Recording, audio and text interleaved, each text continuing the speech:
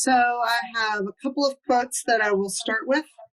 I invite you just to let them wash over or through you, however that feels best.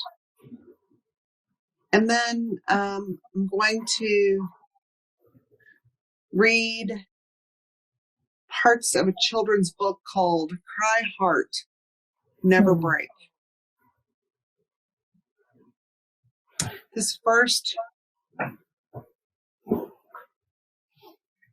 These two quotes are from John O'Donohue.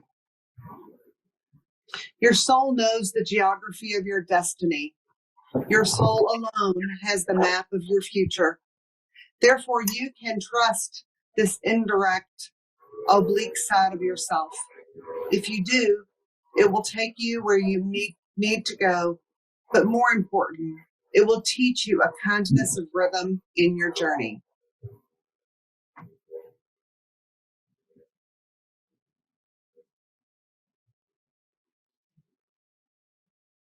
And then one of the most beautiful gifts, the gift of encouragement. Someone encourages you, person helps you over a threshold you might otherwise never have crossed on your own.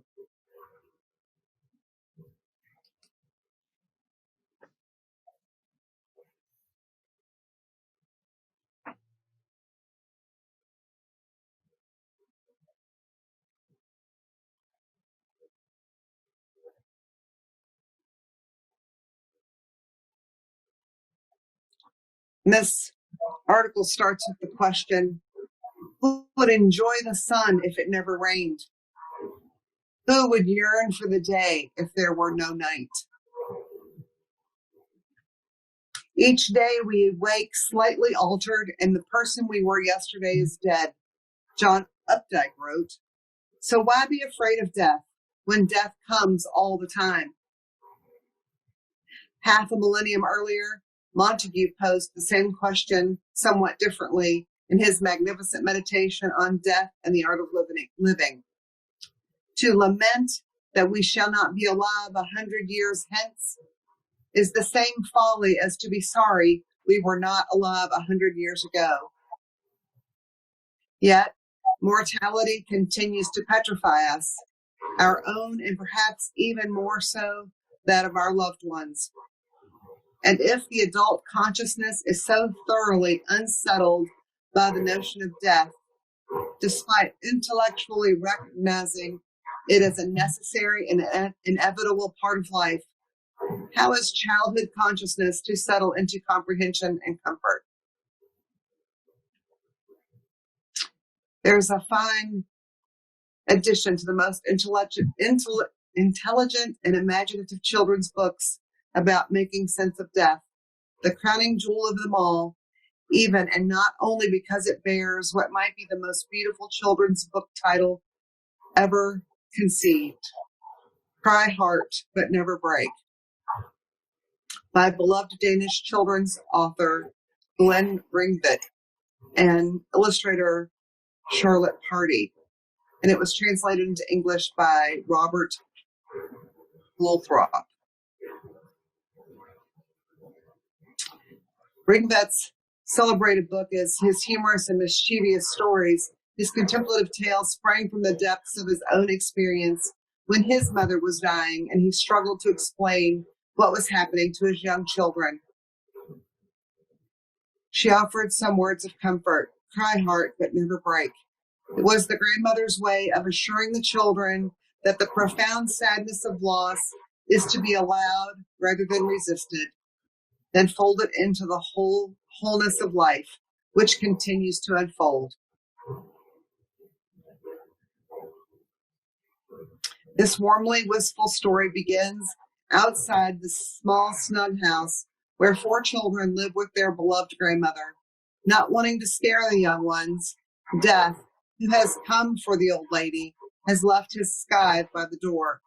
Immediately, in this small and enormously thoughtful gesture, we are met with Death's unexpected tenderness. Inside, he sits down at the kitchen table, where only the youngest of the kids, little Leah, dares look straight at him.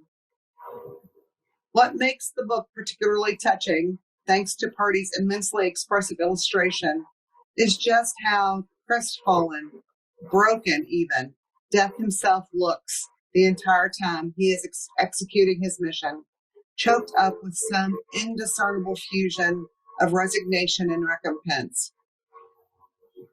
In the quiet, the children could hear their grandmother upstairs breathing with the same raspy breaths as the figure at the table. New Death had come for her, and that time was short. To stall the inevitable, the children devised a plan, believing that Death only works at night. They decided to keep refilling his coffee cup until dawn comes, at which point he would have to leave without their grandmother. Here, too, one is struck by the ordinariness of death.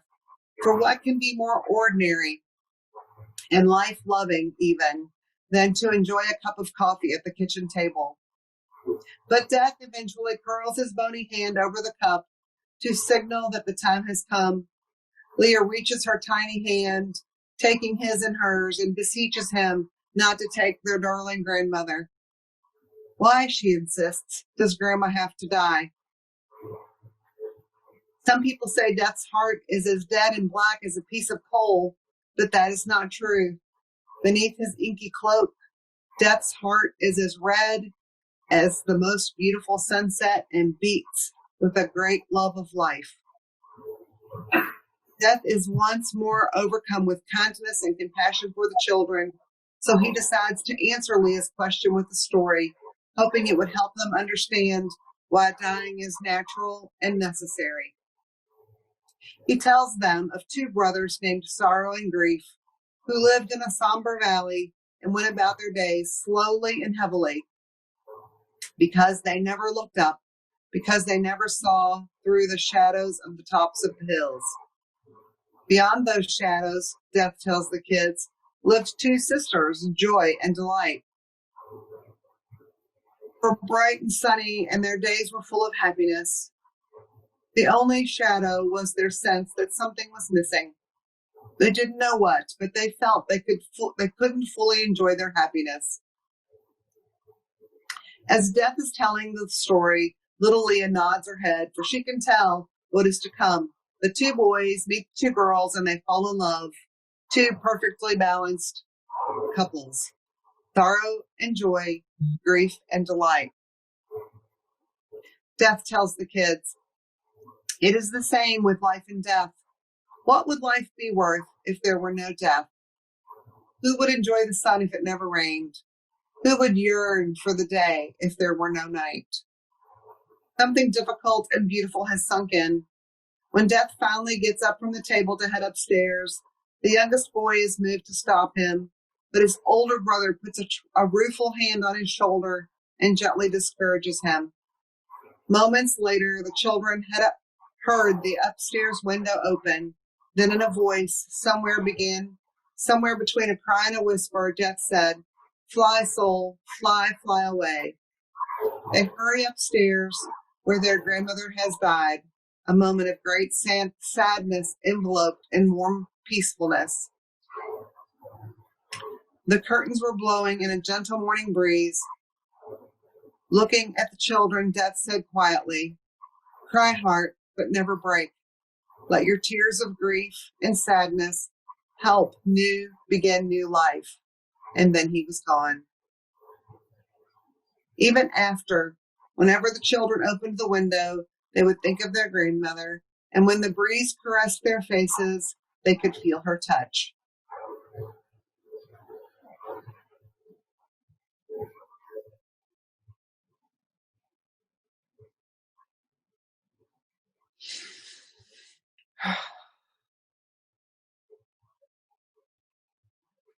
I hope that what each one of us carries forward from here today is that sense that death is a moment of great sadness enveloped in warm peacefulness.